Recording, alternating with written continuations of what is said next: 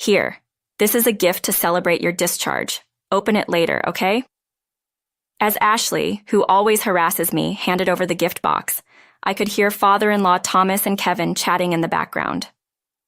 When I opened Ashley's present and saw what was inside, I screamed in an indescribable voice and threw the box into the trash can.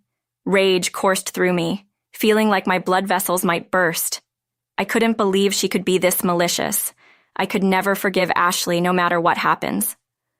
A loud noise came from the trash can, and Kevin and Thomas came to see what was happening. "What's going on, Patricia?" "You, that Patricia? It's terrible. Throw away a present from Ashley?" "That's right. Apologize to Ashley." With trembling hands, I pointed at the trash can and shouted at Kevin and Thomas, who were speaking all at once. "Look inside properly." Kevin skeptically peered into the trash can, his face turning pale as he saw the contents. "My name is Patricia. I'm 29 years old and have been a housewife since getting married 5 years ago." "Patricia, shall we get going?" "Yeah, wait for us, Kevin. Thomas, we'll be back soon." "Take care, you two." I get along well with my kind husband, Kevin, who is the same age as me. Kevin's family only had his father, Thomas, as his mother passed away early. When we got married, I suggested living with Thomas so he wouldn't be alone. We've been living together as a family of 3 ever since. Thomas treats me like his real daughter, and to me, he's like a real father. While heading to our destination, I chatted with Kevin. "Kevin, thanks for always being there for me." "What are you talking about? I always look forward to coming here too." Kevin and I were on our day off, visiting children's homes. I loved children and worked as a preschool teacher before getting married. Afterward, I started volunteering at children's homes to care for the children. Kevin eventually started joining me in this activity. "Patricia, long time no see. It has been a while. Has everyone been doing well?" An older child hugged me as I arrived. Kevin was also popular among the boys who wanted to practice soccer. "Patricia, read us a book." While playing with everyone, a 3-year-old boy named Charles, who recently joined the children's home, came to me with a picture book. He had no one to rely on since his parents died in an accident. He was at an age where he still needed to be pampered. "Of course. Come sit on my lap." Charles climbed onto my lap with a happy expression and listened to the storybook. I felt a surge of affection, but knew I had to maintain a professional distance. As it was time to leave, I said goodbye to the children, including Charles, who looked reluctant. It was a fun day, and the kids were adorable. Yes, they were. I wish I could have a baby of my own, too. It's been 5 years since we got married. We've always wanted children, but we haven't been blessed with one yet. Don't worry too much. Sure, it'd be great to have kids, but I'm happy just living life with you, Patricia. Thank you, Kevin. As we talked, we returned home to find familiar shoes at the entrance. There was a pair of women's high heels and 2 small pairs of Avengers shoes. "Oh, looks like Ashley and her kids are here." Kevin's voice was excited, but I instantly felt a sense of dread. My nephews came running to the entrance excitedly. "Hey, Patricia, let's play Avengers." "Welcome back, Kevin." Ashley, my sister-in-law, appeared, her plump body swaying. She was as flashy as ever. "It's been a while, Ashley." "Sure has. Are you doing your job as a wife properly?" "Anyway, I came to talk to Dad today. So can you look after the kids for a bit?" "Yes." I could only respond meekly to her authoritative tone. Ashley, married with 2 young sons, lives nearby and often drops by. She adores Thomas and Kevin, and seems to depend on her parental home a bit too much. She always expects me to babysit when she visits. While Kevin and I were babysitting the nephews in the room next to the living room, I overheard Thomas and Ashley's conversation. "So, I want Dad's company to handle the products made at my husband's family's business. We're really struggling with the management right now." "I see. All right. If I can help your family, I will." "Yay. And one more thing. Can the kids get some allowance?" "Well, a little bit is okay. Call the kids here, and Kevin too." "Thanks, Dad." Thomas, Ashley, and Kevin get along well. Ever since mother-in-law passed away, they've supported each other and lived together. This situation probably strengthened their bond. However, Ashley seemed to dislike my presence. To her, I'm the annoying woman who is the wife of her beloved brother and adored by Dad, whom she loves dearly. That must be it. Oh, Kevin, Dad was calling for you. Oh, got it. You kids, Grandpa's going to give you some allowance. Go on. As Kevin and the kids left, Ashley entered the room. By the way, Patricia, I still no baby? The usual conversation started, and I tensed up. Yes, kids are so cute, aren't they? Well, you'd know, having been a preschool teacher, right? Yes, I do think about it. If we are blessed with one, hasn't it been 5 years? Maybe there's a problem with you, Patricia. Ashley was always like this.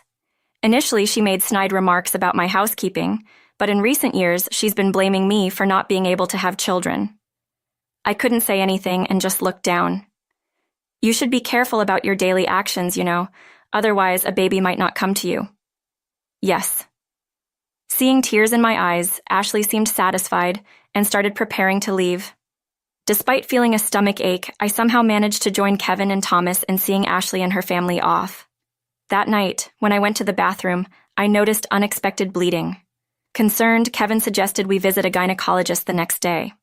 The diagnosis I received was beyond anything I could have anticipated. You have cervical cancer. It's progressed to a stage where immediate surgery is necessary. The doctor's serious expression made me react impulsively. Does this mean I can't hope for a baby anymore? The doctor silently shook his head. It wasn't metastasized to other parts, but I needed a complete hysterectomy. Overwhelmed by shock, I broke down in tears. Kevin's hands, as he held my shoulders, were also trembling. Even if we can't have children, I just need Patricia to be alive. That's all that matters to me. On the way home, Kevin said this while looking into my eyes. I could tell there was no falsehood in his words. Kevin, I'm sorry. Don't apologize. Let's focus on getting through the surgery first. I felt grateful that Kevin was my husband. That's what I thought.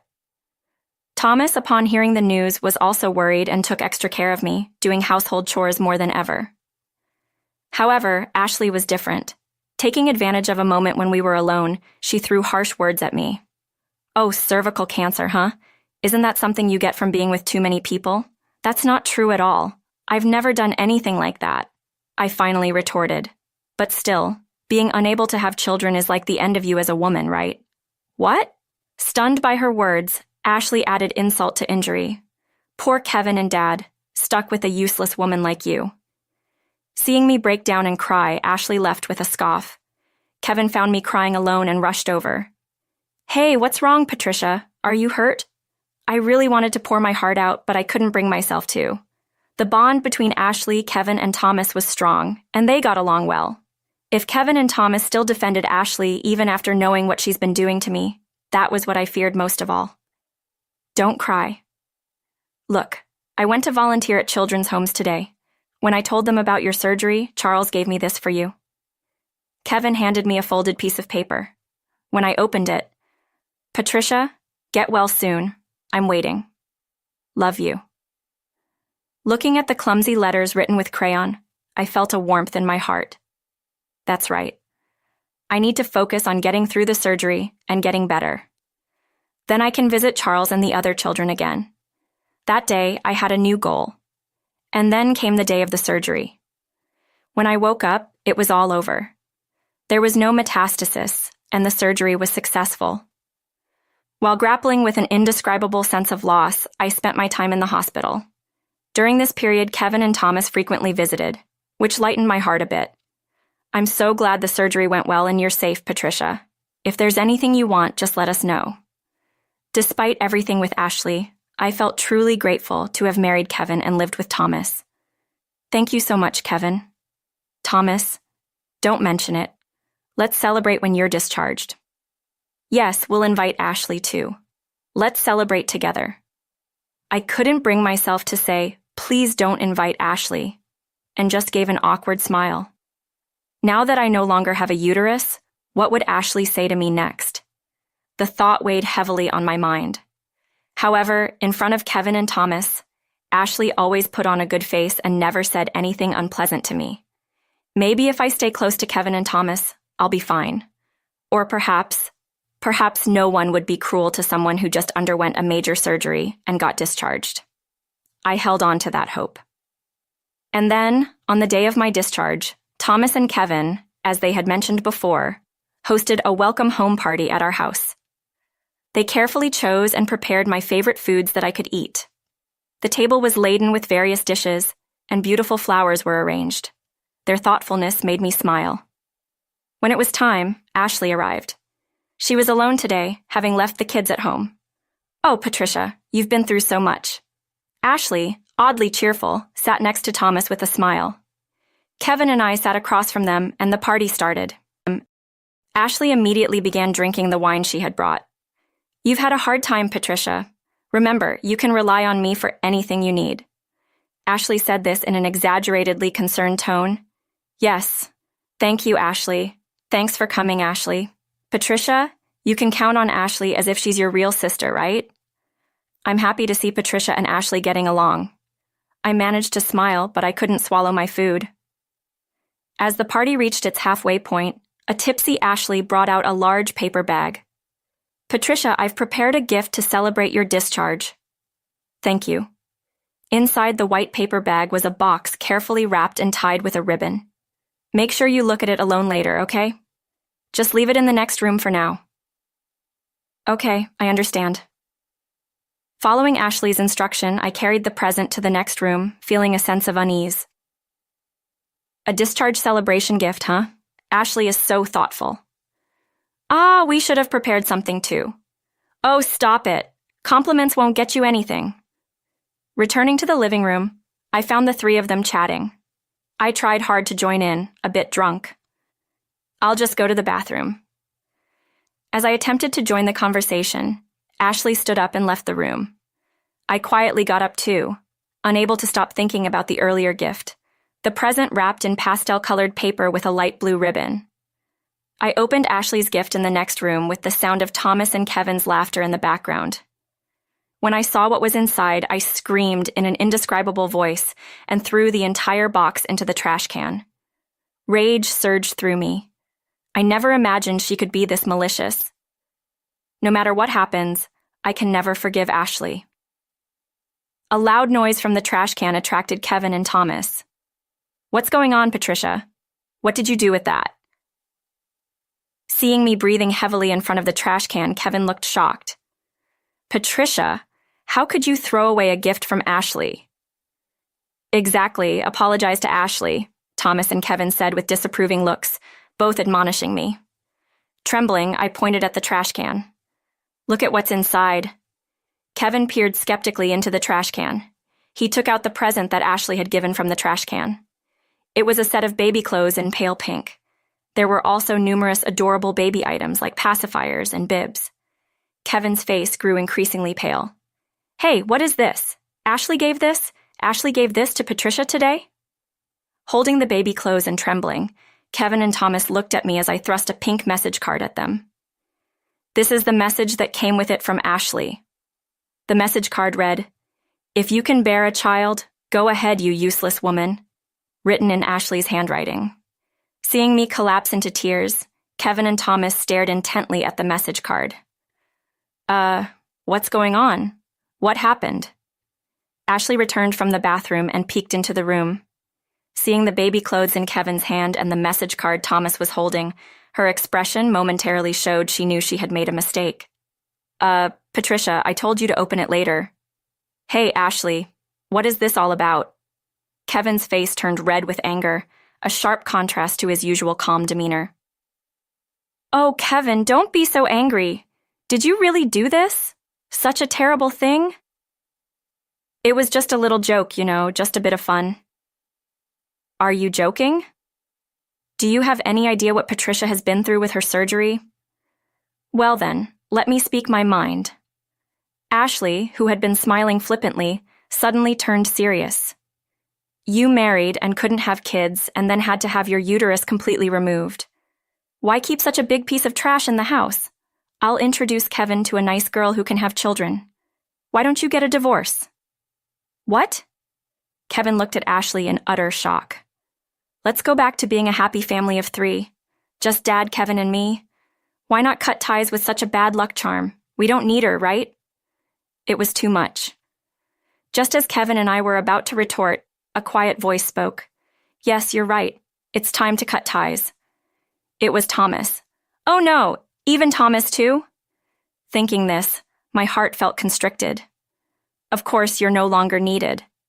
After Ashley spoke, Thomas continued. It's you, Ashley, that we are cutting ties with as of today. What? Now it was Ashley's turn to look shocked. Wait, Dad, what are you saying? I've been too lenient just because she's my only daughter. To think she's grown into such a heartless person, I'm ashamed of myself. Thomas continued in a calm voice, but it was laced with immense anger. I'll say it again, Ashley. I'm cutting ties with you as family. Also, our company will cease all dealings with your husband's family business. Dad, what are you saying? If you do that, I'll be thrown out. That's your problem. You're no longer welcome in this house. Leave now. Thomas pushed Ashley towards the door, ushering her out. What the? Even Dad and Kevin defending such a flawed woman? What's wrong with you all? Ashley yelled as she left, and Kevin shouted back. The flawed woman here is you. Get out and never come near us again. The front door closed, and Kevin and Thomas locked it with a chain. Then they rushed over to me. Patricia, I'm sorry. I should have realized sooner. I'm truly sorry, Patricia. I'm sorry for the pain you've suffered.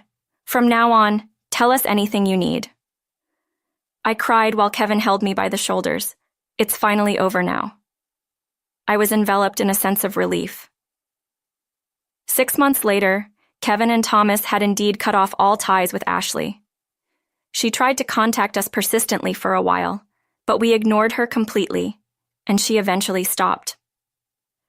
Thomas ended the business dealings with Ashley's in-laws' company, explaining the reason to them.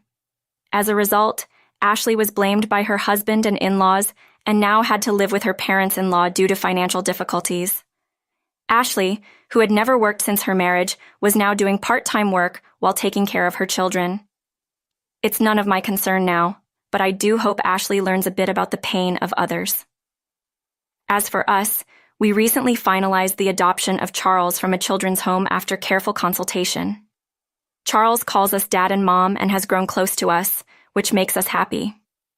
Thomas also adores Charles. We want to bring happiness to a child like Charles since we can't have our own. Now we spend our days peacefully with these thoughts in mind. All right, everyone's presentations are done. Nick, the manager, said as he tried to move the discussion forward. Excuse me, I haven't. I recently found out something. Nick interrupted me and began to speak. There's apparently someone in this department who didn't graduate high school and is just a part-timer. Meetings should be for employees only. Absolutely right. His lackey, Mike, of course, agreed with Nick. I'm leaving. After leaving the meeting room, I started to shut down my computer. I noticed that an email had arrived, not in my personal inbox, but in the company's shared email. Thinking, there's no point in speaking up, no one will listen, I went home quietly. The next day, I heard a commotion from Nick's desk. He was staring at his computer screen, his face pale. Nick? Is something wrong? Mike looked at the screen with him. And he turned even paler than Nick.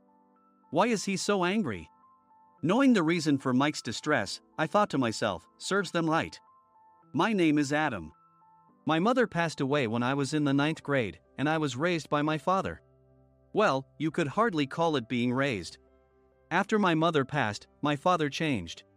He drowned his sorrows in alcohol, and though he still went to work, he squandered our living expenses on horse racing. Because of that, I had to start working part-time as soon as I entered high school. Every month, I went to the convenience store with bills in hand that couldn't be auto-deducted from my father's account. Even though I endured it because I didn't want to be alone, I reached my limit in my second year of high school and dropped out. I found a live-in job at a distant inn. Thank you for everything. The day I left home, my father, still staring at the TV, spoke. Take care. That was our last conversation. Back then, 18 wasn't the age of majority, so I needed my father's permission to work, and I couldn't hide my place of employment. Yet, my father never visited me even once. I kept working just to survive, and before I knew it, I was 42. Years of hard work paid off, and I was transferred to the headquarters. I was thrilled to be recognized by the company, as I thought I'd be working in the field until retirement due to my lack of formal education. Listen up. Our work can change the future of our employees. Don't drag us down. On my first day after the transfer, Nick, dressed in an expensive suit, spoke sternly. There was a reason for this. Our inn was located in a prominent tourist destination, known so well that everyone in the state could sing its commercial jingle. At its peak, we had 5 locations within the state. But that was long ago. Due to financial difficulties and aging facilities, only the place where I had worked for many years and the original establishment remained. I was prepared to lose my job anytime, but now there was a glimmer of hope. With the rise of social media, the tourist area where the inn was located started gaining attention again. Depending on how hard the sales department, where I was transferred, worked, we could either thrive or be forced to give up this prime location to the new hotel chains continuously popping up. For Nick, who had switched careers from another industry to strengthen our sales, this was a battle he couldn't afford to lose. I understood why he had to be strict. I will do my best. Nick sneered at my enthusiastic declaration. Did you not hear what I said? I'm sorry. I thought I was listening carefully. Out of habit from years of customer service, I apologized reflexively, though I had no idea what had offended him. Someone was watching me with a smirk. In this department, there are those who are expected to excel and those who have been shoved here because they have nowhere else to go. You are the latter. It was Mike, the section chief. He's 7 years younger, at 35. But he was called to headquarters much earlier than I was and had been moving around within the headquarters ever since. I'm not jealous, but I can't accept that he's my boss. Graduating from a prestigious university, he has an unusually high pride and caused many problems as a newbie, making things very difficult for me when I was the front desk leader. When I found out Mike was transferred to the sales department a month before me, I was disheartened. Mike is right. With just a middle school diploma, there's not much you can do. Don't even think about achieving results. As if I didn't exist, Nick remarked, I'm thirsty. Mike eagerly ran to the coffee maker. It seems Mike is Nick's lackey. I regretted being happy about my transfer to headquarters, wishing I had stayed on site forever. Send a direct mail to every company on this list by the end of the day. Nick only assigned me tasks that even a new graduate could handle. What? There are over 1,000 companies. You want me to send to all of them by today? Yes, if you and your fellow misfits split the work, even those with nowhere else to go should finish by today. I glanced at the employees typing away expressionlessly. They were worn out from customer service, only thinking about leaving on time, or were women reassigned after having children, with zero motivation for work. Even Sam, a new graduate from the same university as Mike, who was supposed to be among the expected achievers, had no enthusiasm for the job, having joined the company wanting to do customer service. I don't care what they say, I plan to quit any time, he said. Only Nick and Mike were highly motivated, making all the decisions between the two of them. I originally only wanted to work at the inn to survive and had no particular attachment to this job. I swallowed my words, thinking I had no right to reprimand them. About a month after the transfer, Nick told us with a frustrated look. To commemorate the 50th anniversary, we've decided to create a plan exclusive for one group per day. Originally, Mike and I were supposed to come up with it, but our president, Mr. Thompson, insists on hearing everyone's opinions. So, you all get a chance. As Nick explained, Mike began handing out prints. Make sure not to embarrass Nick. If your ideas are half-baked, you'll have to redo them. It seemed that they had printed his handwritten notes by Mr. Thompson, which included several questions and a section for free responses. It made sense why Nick had to seek our input, given that all responses had to be submitted to Mr. Thompson. We were given a week to think about it, and a meeting was scheduled to compile our ideas. My plan is to let guests enjoy both the old and modern America. Nick began the presentations. Guests would watch a master confectioner at a nearby traditional sweet shop make sweets in front of them. The welcome drink would be premium tea in a bottle. Nick's plan was certainly attractive. After his presentation, Nick called on us to present in the order we were seated. Just as I stood up for my turn. All right, everyone's presentations are done. Excuse me, I haven't. I recently found out something. Nick interrupted me. There's someone in this department who didn't graduate high school and is just a part-timer. He was likely talking about me. I joined the company as a part-timer and was made a full-time employee when I turned 20. That was 20 years ago, so Nick and Mike probably had no chance to know until recently. Meetings should be for employees only. Absolutely right. After that, Nick kept creating opportunities to solicit everyone's opinions, purposefully excluding me from speaking. The meeting unexpectedly heated up and went past the scheduled end time. A few people asked to leave, and the discussion continued with the remaining few. Still here? Normally, you'd leave in that situation. Though I had no attachment to the job initially, hearing kind words from customers made me want to make them happier. For someone like me, with nowhere to go, the inn was my home and customer service was my life. I felt pathetic about my current self. I'm leaving. I left the conference room and started shutting down my computer. I noticed an email had arrived, not in my personal inbox, but in the company's shared email. Thinking no one would listen to what I had to say anyway, I quietly went home. The next day, while preparing the DM as instructed, I heard a commotion from Nick's desk.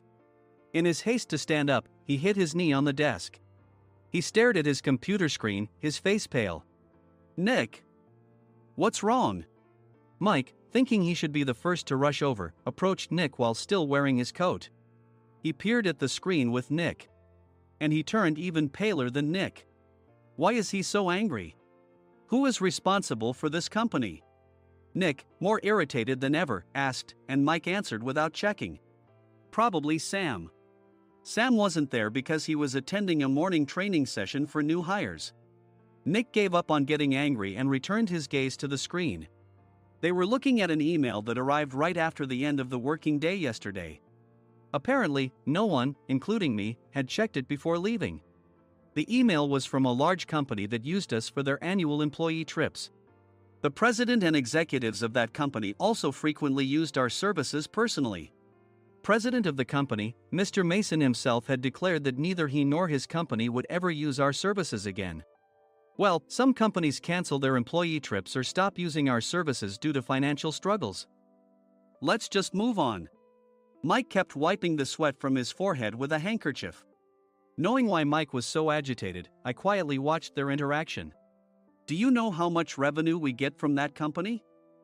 We can find other guests to fill the rooms, but we'll lose the banquet costs, gift shop revenue, rental car fees, and more. Moreover, the gifts were supposed to be prepared by the traditional confectionery shop involved in Nick's proposed plan. If it's known that we incurred such a huge loss at this critical time, Nick's position in the company would be jeopardized. Nick took a deep breath, seemingly trying to calm himself. All right, Mike. Go to New York right now and apologize to Mr. Mason. What? You're coming with me, right? I have urgent work to do. I trust you, which is why I'm entrusting this to you. Please. Mike, believing Nick's sincerity, agreed with a determined look on his face, saying, yes. That's Nick for you. Even if Mike went to apologize, Nick would shift all the blame onto him if the client didn't change their mind. Well, it was Mike's fault to begin with, so it served him right. About 3 hours later, Sam answered a call from somewhere and repeatedly apologized, saying, I'm very sorry. Everyone watched to see what was happening. After ending the call, he informed Nick with a weary tone. When Mike arrived at the client's company, he only made things worse, further infuriating Mr. Mason. He was demanding, get his boss here immediately. It was no wonder Sam was exhausted, dealing with such a call right after returning from training. What is that idiot doing? All right, Adam, you're coming with me. If sacrificing Mike didn't work, then I must be next. Normally, I'd want to refuse at all costs, but I saw an opportunity in this situation. If I can be of assistance, I'd be happy to join you. I obediently followed Nick, and we flew to New York. When we introduced ourselves at the reception, it became clear how serious the situation was. As the receptionist personally escorted us to the president's office. Angry voices leaked through the door, making both Nick and me uneasy. "Excuse me. I'm Nick, the supervisor. I understand my subordinate has caused you trouble, and I deeply apologize." Nick, with his experience in the corporate world, knew enough to offer an apology before excuses. However, his customer service skills left much to be desired. I sighed as I saw Mike trembling like a small dog in the corner of the room. "What kind of training are you giving your subordinates?" Mr. Mason glared at Nick with a red face. The intensity of his gaze made even Nick take a step back. Regrettably, I joined this company only 2 years ago and was unaware of Mike's issues. I should have identified his shortcomings sooner.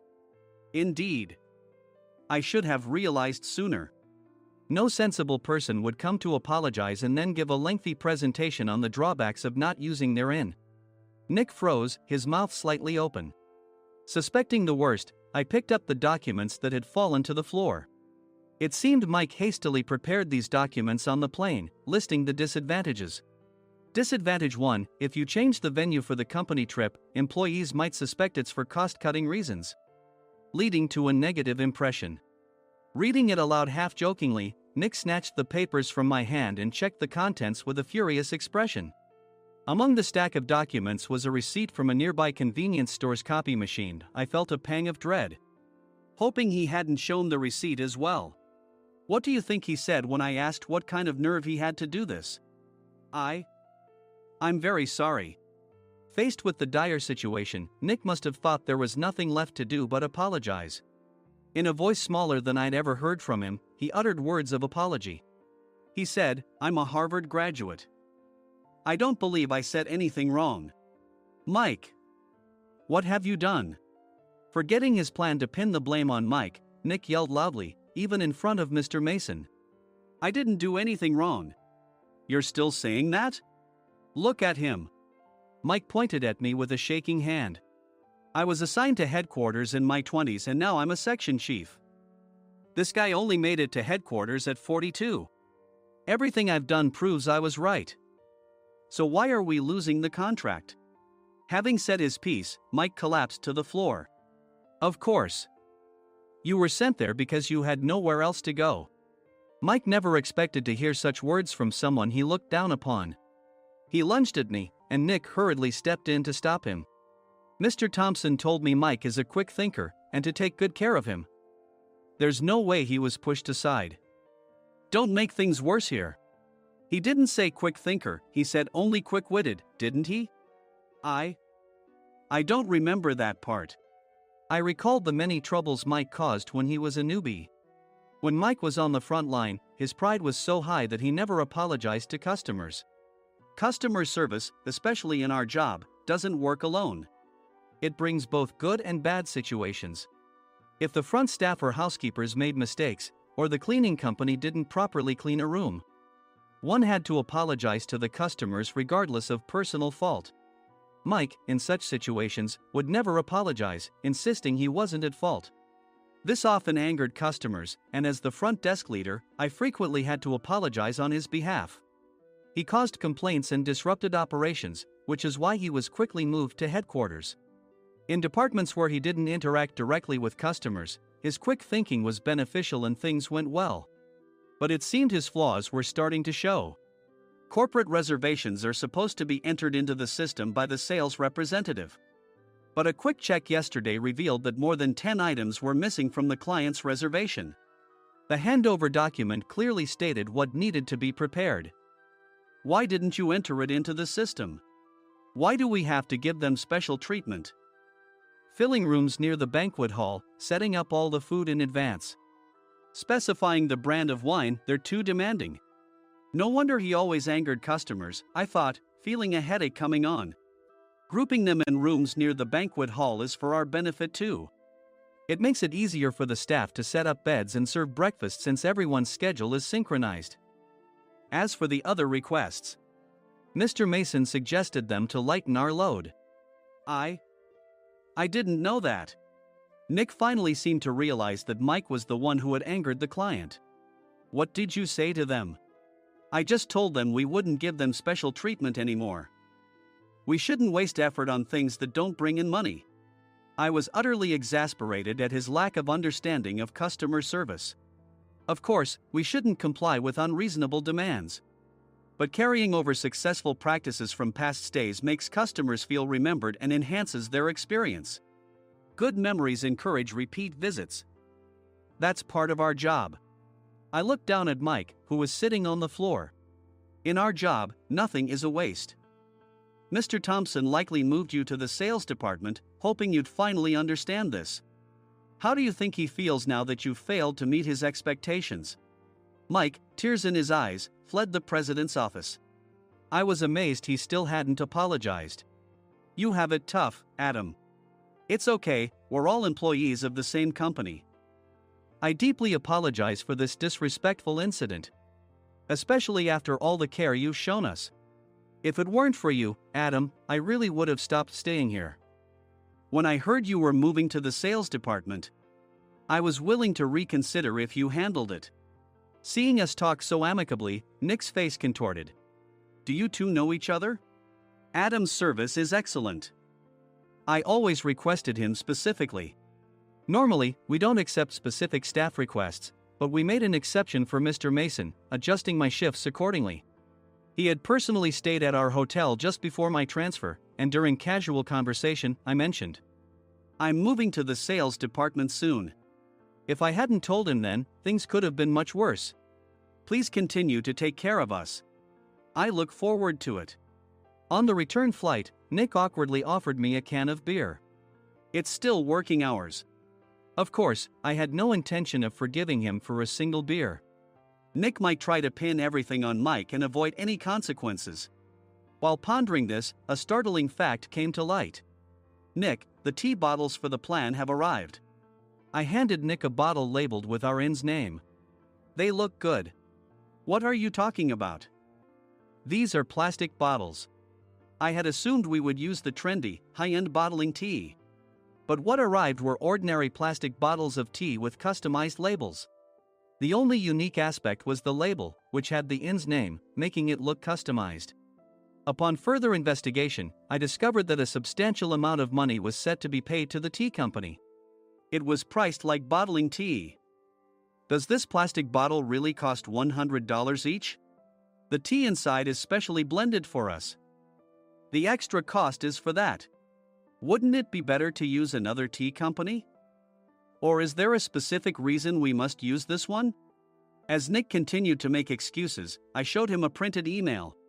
I informed the tea company's president, Mr. Mitchell, that we discovered irregular payments and he confessed. He said you two were high school classmates and planned to split the extra money. That idiot. Why did he confess? That's not important. You should worry about yourself, this could turn into a police matter. Opening the bottle cap, I suggested. How about calming down with this tea? It supposedly has a relaxing effect. Nick drank the tea frantically. In the following days, decisions were made about their fates. Mike was reassigned to the General Affairs Department, with no chance of transfer or promotion, as per Mr. Thompson's orders. As for Nick, since the payment to the tea company hadn't yet been made, he narrowly avoided legal trouble. Instead, he was encouraged to leave the company, and to avoid further complications, Nick submitted his resignation. Rumor has it that connections between HR departments have made it difficult for him to find new employment. Even though it was good to have those two gone, something unexpected happened in the sales department. Everyone became motivated and united in refining the 50th anniversary plan. In the end, my plan was adopted. We collaborated with the Tourist Information Center to provide personalized guides. The plan, tailored to the number of guests, was truly special for the 50th anniversary. Hey, is Adam's family coming to stay? I immediately booked that special plan for my family. Sam noticed it on the reservation list and quickly picked up on it. Yes, I'm inviting my father. That's great. I might invite my parents too. I lacked the courage to face my father just as Adam. But here, with the confidence Mr. Mason praised, I felt ready. The 50th anniversary plan was a perfect opportunity to reconnect with my father. I hoped to bring back the days when we could laugh together as we once did.